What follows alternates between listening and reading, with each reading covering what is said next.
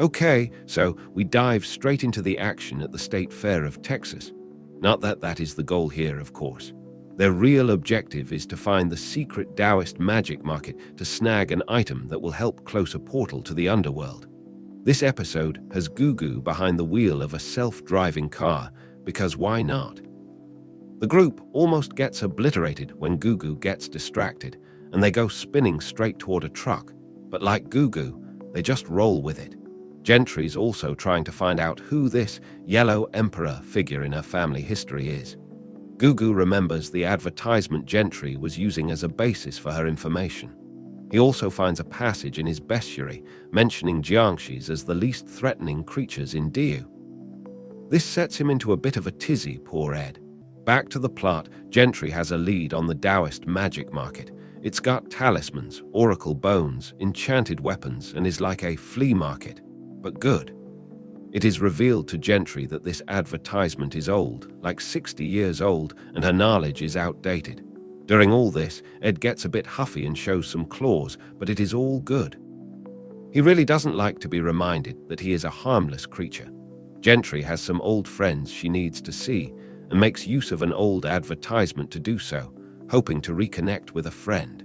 We are briefly transported into a scene with a man with a black heart, whom I can only assume is the source of the underworld portal troubles they are facing. A brief mention is made about the Yellow Emperor being linked to tragedy, before the man appears in a doorway, watching a young Jentry mournfully, a vision only she seems to see. But before we can get too caught up in any lore, we are back at the State Fair, with Jentry purchasing tickets and entering what she has dubbed the Taoist magic market, which turns out to be a small purple room. Ed, our Jiangshi pal, is going back to basics and looking through his bestiary for more information.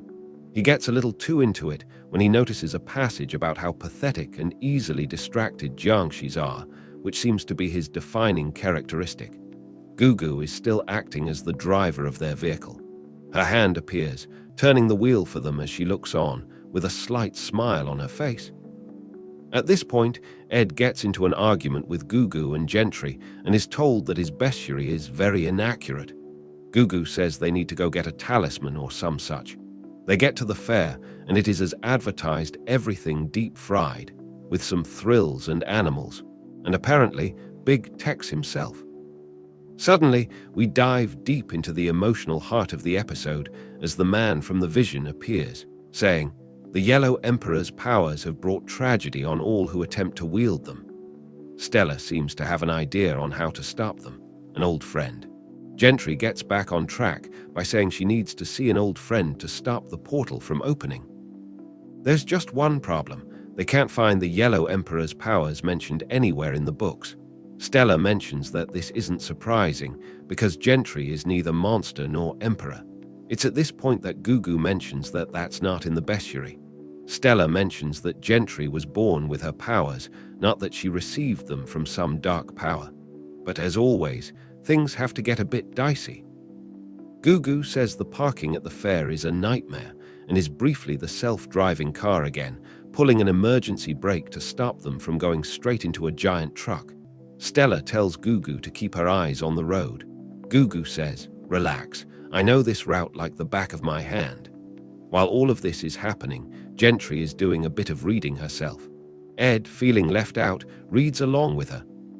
They're reading a page on Jiangshis, which Ed is not happy about as we had previously established. He hates being called pathetic. Gugu tells him to get a new bestiary because his is very inaccurate. He then says the priority is going to be picking up a little something to help us close that pesky portal from the Taoist magic market.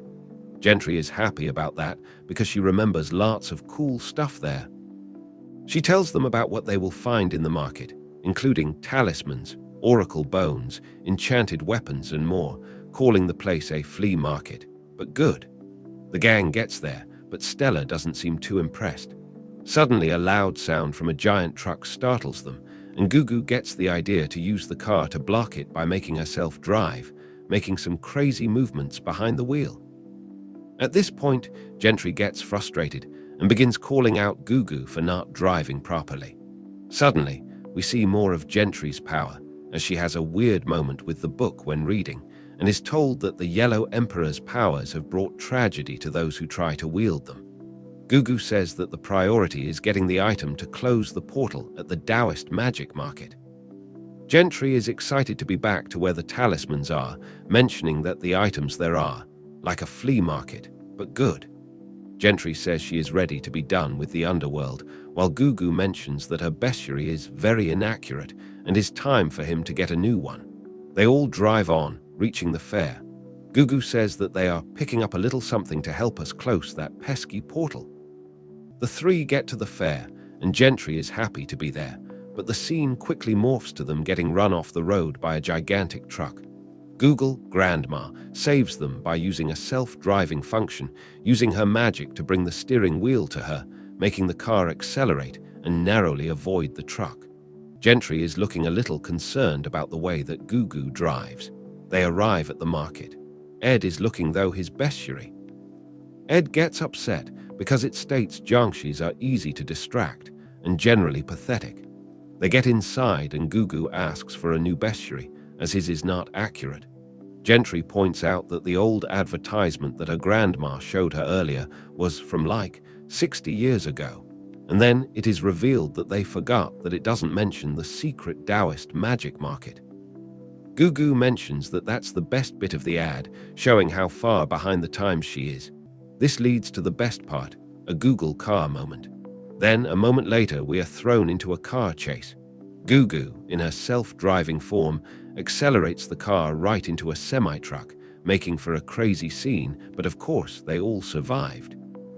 After a moment to get her bearings, Jentry is reading about the Jiangshis when Ed mentions that they are among the DU's least threatening creatures. Ed takes issue with this, while Gugu says it's time he got a new bestiary. A little spat later, Stella decides that it's best to buy that item at the Taoist magic market. Ed gets insulted because the text says Jiangshis are stiff, pathetic, and easily distracted. Thanks for tuning in. Stay curious, stay awesome, and don't forget to hit that subscribe button for more amazing content.